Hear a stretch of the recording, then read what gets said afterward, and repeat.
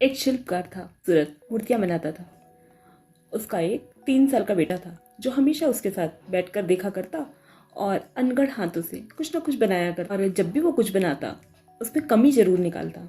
समय ऐसा आया कि बाजार में उसके पिता की बनाई मूर्तियां तो उतने ही मूल्य में बिकती जितनी पहले बिकती थी, लेकिन उसके बेटे की बनाई मूर्तियां बहुत अधिक मूल्य में बिकने लगी।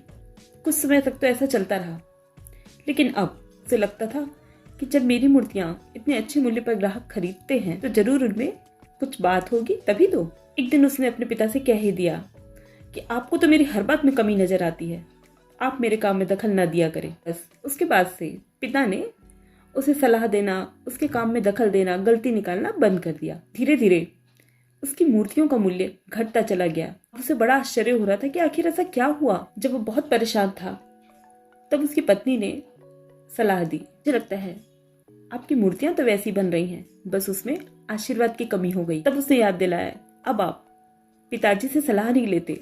अब जब उसने मूर्ति बनाई तो पिता के पास गया, आग्रहपूर्वक कहा, पिताजी देखिए मेरी मूर्ति कैसी बनी है।